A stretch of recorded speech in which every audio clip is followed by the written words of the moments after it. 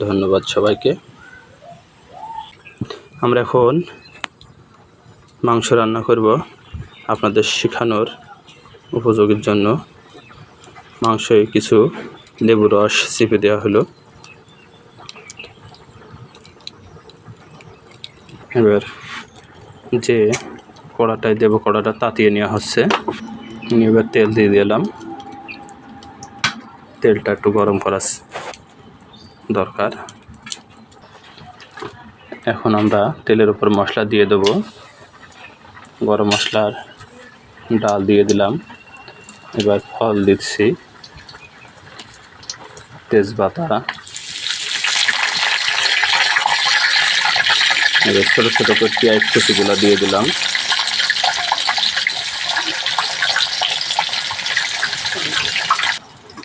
পেঁয়াজগুলো এখন আমি নিজেই নেড়ে দিচ্ছি।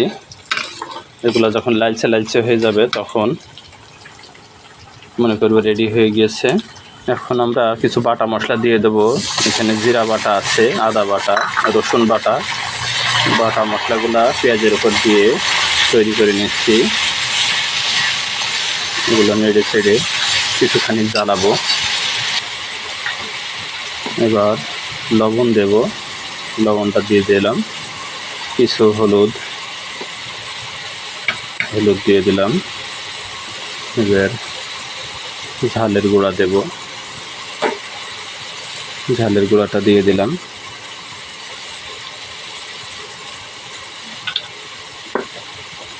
দিয়ে এগুলো মিশিয়ে দেবো। আজকে আপনাদের মাংস রান্নার সবটুকু শেখানোর চেষ্টা করব। অবশ্যই ইউটিউবেতে যে দেখবেন আমার এই ভিডিওটা, অবশ্যই একটা সাবস্ক্রাইব করে ভালো ভালো রান্নার ভিডিও তৈরি করার উৎসাহ যোগাবেন।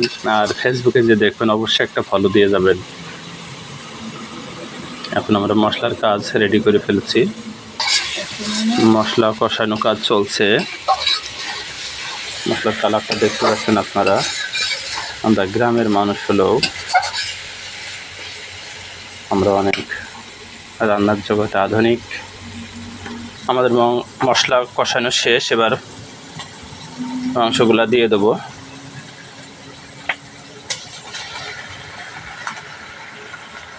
মাংসগুলা দিয়ে এবার মাংসের ভিতরে কিছু আলু দিয়ে দেবো। অবশ্য আজকে আপনাদের আলু আর মাংস কীভাবে রান্না করতে হয় দেখাবো।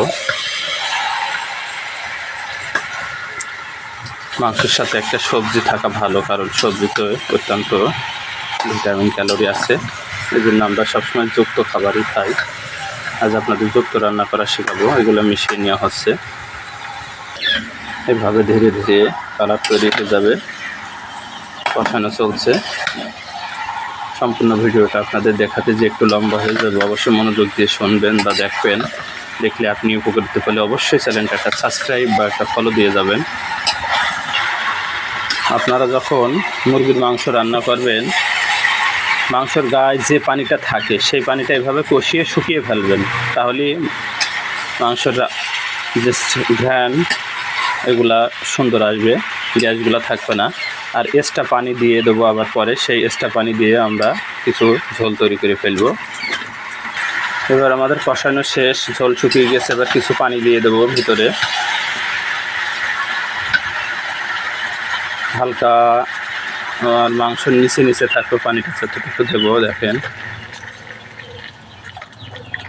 পানি দেওয়া শেষ। এবার আমরা কিছুখানি আবার জ্বালাতে থাকবো।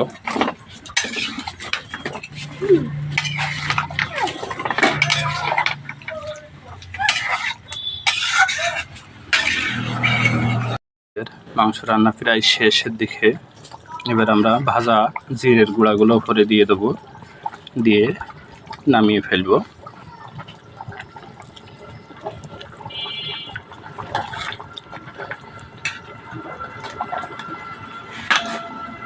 এবার আমরা নামিয়ে ফেলবো।